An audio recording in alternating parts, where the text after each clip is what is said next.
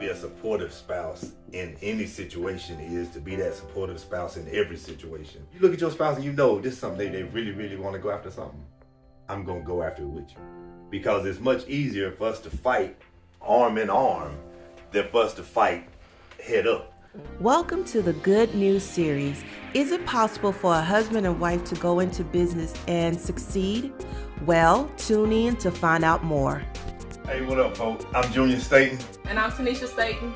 And we're here to tell you our good news. We've been married 8 years. And we're blended. We have 5 children. They're 25, 23, 20, 18, and 13. And we got a grandbaby on the way. Oh, real close, real. So we stepped out on faith and started our own financial services business. It was actually her idea off gate. And the thing was, when she first said something about she's wanting to join this company called Alliance and build a business and everything like that, it was like, okay, I mean, that's cool, you know, because I had my own truck at the time. At the very beginning of the business, she was a little hesitant about stepping out and saying I'm done with this job. And when we went to a conference, and we were sitting there and I was listening to some of the different people talk, and then she was like, well, I'm not sure when I'm gonna leave my job and if I do this, and I was like, you got 3 months. And she was like, what you mean? I said, no, you got 3 months and your job is done and you're gonna focus here. And let me pause for a moment. How long ago was this? I would have to say it was 19. Yeah, it was. Yeah, it was January 2019, as a matter of fact. I gave her to April. He did. Yeah. Why did you feel like she needed this deadline? Because I could see in her face, it's like when she talks about certain things, she's got a flare that'll pop up. And when she was talking about insurance and everything, at first I was like, man, I don't want to be no insurance person going house to house with a sweaty little car and all that, because that's what I knew growing up, you know what I mean? And going there and seeing everything and experiencing the culture of it, and when she talked about it, her eyes would just glow.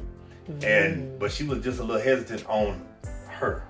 Okay. But I knew, oh no, you can blaze that. You just got to do it. She wasn't wanting to run out and talk to people. Just run up and talk to that person, She wasn't too keen on that. And I was like, no, you got to know about it. I got you. And that was the beautiful part of what she did listen to me, and she did lead a job, and you know, just started kicking butt, and we've done some great things with it and helped a lot of people.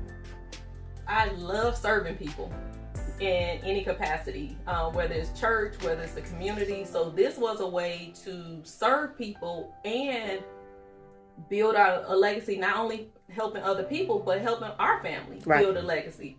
It was a way to kind of take that burden off of people, because I started with the life insurance, and then I branched off into the other different insurances because it was a need there. I would, after I got comfortable enough and got out of my own way, I would go and help people, and it was nothing like talking to that mom who said once we finished, she just cried because this had been a burden on her, trying to figure out if something happened to her, what was going to happen to her children. Yes. So it was just like, ooh, I'm being a blessing. It was a God wink. It was like, okay, God, I hear you, but I'm still scared. But it was like, I just kept going, and having him as my support made it so much easier to just go. When I had a bad day, he was there to help dust it off. When I had a good day, he was my biggest cheerleader. Yeah. When I had a day that was like, woo, I'm not sure, he was like, hey, get on up and get on out of here. Okay. So what? They didn't answer. Go knock on their door. Don't stop until they tell you no in your face. Right. And it was just like, sometimes I'd be like, he is not my boss. He is my husband, not my daddy. Well, it seems like he was exactly what you needed to push you into the new season that you're currently in. My apprehension wasn't leaving the job. My apprehension was, okay, if I don't do what I'm supposed to do, or I don't make the sales, what's gonna happen to the house? I knew he had it, but I was single more than I was married. So in my mind, it's like I had to make sure I'm able to contribute. Right. So that's kind of where the scarcity came from. What you all are describing is true partnership, and that's what marriage is supposed to be, right? So What was it that you saw in your wife that you felt like she could do it? Or there was more inside of her and I needed to push that out of her? Yeah, the biggest thing I saw in you was your faith in God. And that's from day one. Her faith in God was always her biggest drive for everything. She prayed daily and read, and she had a big impact on me for a lot of things, because I can honestly say that for some years I wasn't doing what I should have been doing. And then meeting her from day one, it was just different. And when it came to the business side of it, when she talked about it, and like I said, the gleam she had in her eye about it, it was just different, because I was like, she can do it. And I know she can do it, but she don't know she can do it. You know what I'm saying? And it's different whenever it's me saying, yeah, you can do it. You know, because it's like when your spouse tells you, oh, I believe you, I know you can do it. Some people feel like, oh, well, you're telling me that because you have to. And I used to tell all the time, I ain't got to tell you that. That's true. You know, I can leave you in that comfortable job and different stuff like that. You know what I mean? And the biggest thing I saw in her was that she definitely prayed about things, and her love and her faithfulness in God, I knew there wasn't no way she was gonna fall back from it. And like I said, there's gonna be dark days, gonna bump your head sometimes and all kind of things like that. But at the end of the day, God wasn't gonna let her fall with it. Well, how did you get that level, like be that word of wisdom to your wife? To be honest, I would have to say it was around February 2000 when my mindset changed on a lot of things, because that's when my mother passed away. And I don't remember a whole lot from that particular day, but I do remember whenever my ex-wife and Clay Parker, my brother, my husband, but we were sitting there at the graveside when they lowered the body into the ground, lowered the casket in the ground, and that's whenever the lights came back on. And so they walked me back into the church, because I was done at that point, collapsed, crying and all that stuff. And we got back inside, and I was sitting there and I was like, I gotta do something different.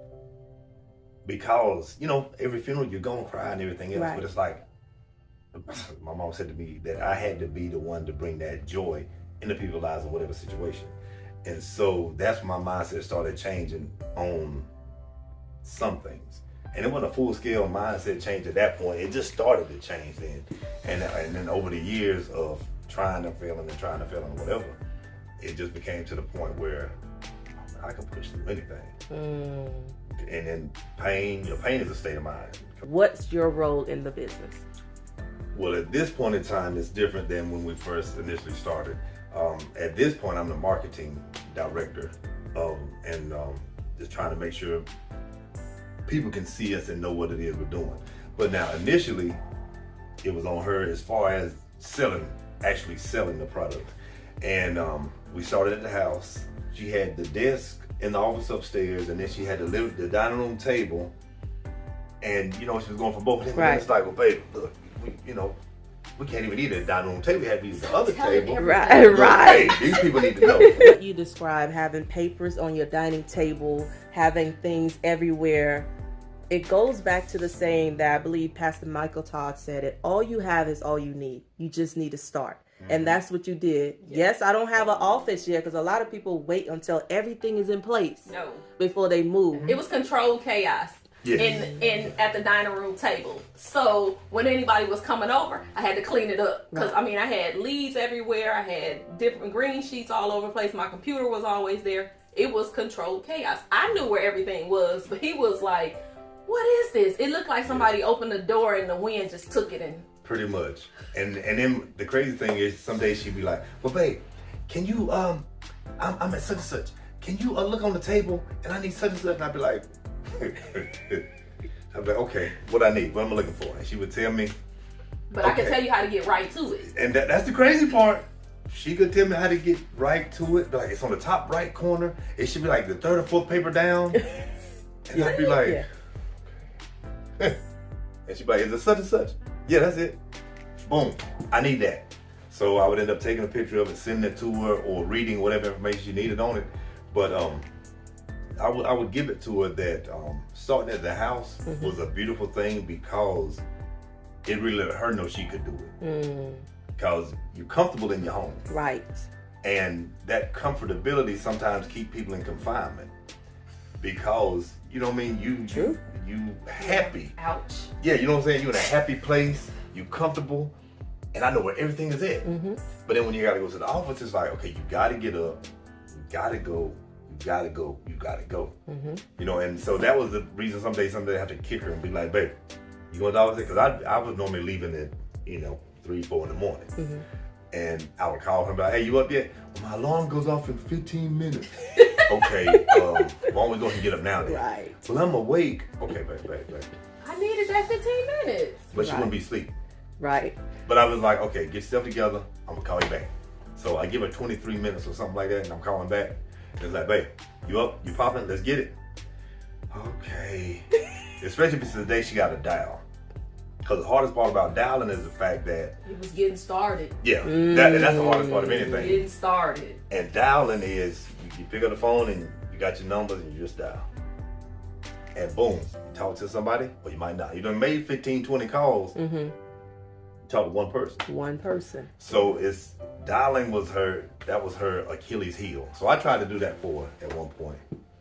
And I didn't like dialing at all. He got a chance to see, okay, this is, I'm not a fan. Oh, you understand my struggle. Right. Yeah. What was the first step that you did to step out? What was the process like for you?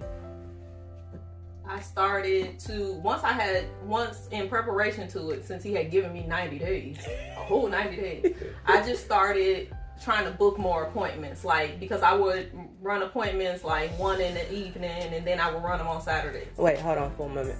So at this point, you're working a full-time job and doing this part-time? Yes. Gotcha. Yeah, so I started running more appointments on Saturday, and I would talk to my mentor, and he was like, okay, we kind of put a plan in place. Mm-hmm. And I would reach out to him, and he was like, all right, are you doing this? Are you doing this? So he set me up as long as I followed the plan and made sure I stuck to my schedule. My schedule was the key. Mm-hmm. I will be fine. Mm-hmm. Even if something happened and I got no show or I didn't sell it, he was like, still keep going. It was crazy because with COVID, we had to shift and do insurance the way we had never done insurance, and that was over the phone. So that was an experience no one in our company had ever had. Okay. Because our thing is, if I want to sit across from you and get to know you, because one thing I'm not is transactional. Mm-hmm. I want to build a relationship. Mm-hmm. So there's a lot of people who feel like, I want to start a business, but one of the reasons that they fear starting it is failure. Yeah. So let's talk about failure. First of all, let's start with, is this your first time stepping out to start your own business, or have you failed multiple times and then you finally feel like you're somewhat successful now? I failed multiple times in this same season. So in 2019, when I left the job, in 2020, COVID happened and we couldn't go see people. I tried doing it over the phone. I had a little success with that, and I was like, I don't know. So I went back and got a job working from home because I needed to do something. So I did that for almost a year and a half. Working the job, working the business, working the job, working the business. And we went to conference. Something about conference. Mm-hmm. Conference is one of those places that I enjoy going because it's like the stuff that's inside of you that you didn't plan it gets stirred up and it's like, I want to come out. It's like popcorn. Yeah. Yeah. So at conference, I was just listening to the different stories and the different things and was like, it's so much more in me than what I'm putting out. I was like, this good job, I'm doing the job just because I was comfortable. I knew on Friday I was gonna have a deposit every Friday. Mm-hmm. It wasn't a huge deposit, but it was enough to take care and maintain. And I was like, okay, it's so much more inside of me. Even though I was working the business on the side, it's still so much more. So in the airport, on the way home, our flight was delayed. And I told Junior, I was like, I'm thinking the middle of July. His response to me was, I should have wrote you a letter a couple months ago and addressed it at when you decide to get your life together. Ooh. You can read it. Ooh. I was like, well, dang, did you have to be so harsh? He was like, you have been miserable doing this job, but you kept doing it because it was comfortable. Fear. It was convenient, and it was the fear. He was like, you're capable of it. You can do this. We have to figure out how to change your mindset. And I was like, I ain't asked you nothing. Yeah. What you mad for? I was like, she does that. She does that quite often, where we'll have those conversations and failure's on the horizon, but it's like, hey, we'll get there and we'll push on through it. With the business side of it, when it comes to that fear of failure, we all had that fear of failure. And the voice is real loud sometimes that you can't do that, you can't do that. And you gotta be like, what I tell you. He ain't gonna keep telling you either though, you know what I'm saying? And it's like he told her one time what he needed her to do, because she's a servant. She's got a servant's heart. So that fear, we'll kick fear in the teeth some days. And then some days we get whooped up by it. But we just know that we're gonna get up, we're gonna do it again. The biggest thing I would say to be a supportive spouse in any situation is to be that supportive spouse in every situation. And it's like if your spouse come to you and be like, hey, I thought about doing this. You the first one they bring me to. Boom, y'all need to go to God with it. And then once y'all pray collectively on it, then you still got to go to God and be like, okay, Lord, tell me how I need to aid my spouse. And this is for the men or the women, because on either side, if I was to come to her with a question about, babe, I'm thinking about doing this, and she's like, that's gonna be terrible. Automatically, that's gonna tell me. So now here I am in a hole because my spouse just pushed me into this hole, figuratively. That's good. And so the thing is that to be that supportive spouse, if I feel it's a totally crazy idea, but if I see in her face that she really wants it, if you look at your spouse and you know this is something they really, really want to go after something, I'm going to go after it with you. Because it's much easier for us to fight arm in arm than for us to fight head up. You know what I mean? And the strength that I have in me, I'm going to push that into her and whatever idea she has. So as that supportive spouse in everything she does, hey, I need to change my tire. Boom, I'll help you with that. Now, if I'm not home, babe, call AAA. Right. Because your help is not defined by the situation. Your help is defined by what you do in that situation. Oh, that's good. You know what I mean? And so with her, I just felt like she's good with it. And if you believe in your spouse like you believe in your God, you will be able to chase after that dream with your spouse. Because at the end of the day, y'all the only ones y'all got, you know. You mentioned that you love serving, and it's so ironic that God put you in a position where you're serving on a daily basis. Let's talk about how the different ways that you serve in the community and other people, and just maybe if you want to share one or two stories about the impact of just walking in your calling, which is serving. Okay, so I learned, like, just growing up, like, you can serve in church, you can serve in the community. You're serving by helping that senior with put their groceries in the car. It's a lot of different ways. And the older I've gotten, it's like, okay, I didn't think this was serving, but it's really serving. So when I'm talking to somebody, I can talk to them and help them, and I have no intentions on getting anything from them. Oh wow! I can serve you without a reward from you or me selling you. I like people, when I talk to them about different things, I need them to be better educated when they left than when we started talking. Right. That's my end goal. Everybody I talk to, I'm not going to put them in a plan, or I'm not going to take care of them. because sometimes people just need some guidance, and I'm just here for that. It's a lot of people that won't do it unless it's $1 on the other side. But my thing is, if I help enough people get what they need, God gonna bless me to get what I need. Right.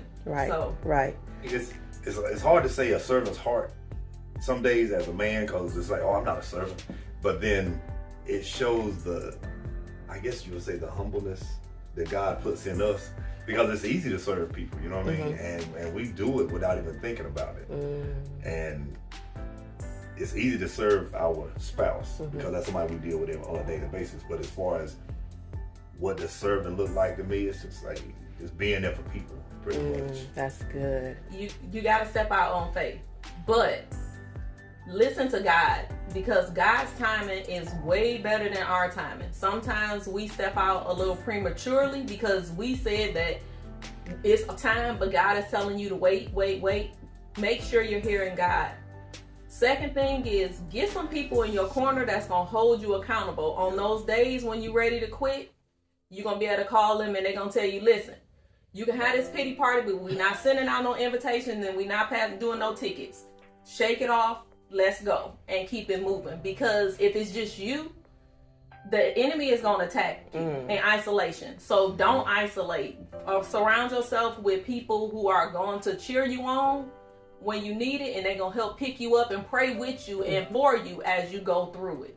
You don't need somebody that's going to say, yeah, I know you're having a bad day. It's okay to stay in the bed. No, don't. Because if you look at the people around you and your income is the highest, you're the top of your friends, you need some new friends. Because when you get to the point that you're the number one, it's time to level up and find some more people. Because if you look around you, you are the source of your surroundings. And you got to prepare for that failure too, though. And whenever you're ready, in preparing for failure, it's one of the things where everybody gonna fail doing something, but if you prepare mentally for it, it's like, regardless, I'm still going forward. And when you fail, if you fail forward, it's better to fall forward than fall back. Because when you fall forward, you see where you're gonna fall, and you know how you got to get up. But when you fall back, okay, I'm looking up because I know I still got to get up. You know what I mean? So we just got to continue, especially on the failure side. Failure is a big thing, and it's a big fear. So it's like you said, with them people in your corner, you got to be ready to fight with you. It's gonna be some days. Every day is not gonna be rainbows and butterflies. You're gonna have some rain and some storms, some ebbs and some flows. You just got to remember, at the end of the day, is your fear of moving forward stronger than your fear of staying where you are? When one supersedes the other one, you got to move. Some of the things that we do is we do life, health, Medicare. We do tax-free retirement. We do college planning, hospital indemnities. We do final expense, mortgage protection. We work with about 30 different carriers, and we can help people from the 15 days old to age 89. We have a variety of services. It's not a one size fits all. That's why it's important that we sit down and we have a conversation, because we need to know what you need, what's good for your family, as well as your budget. Nobody knows your budget like you know your budget. Right. So you can find us. Our website is legacymfs.com.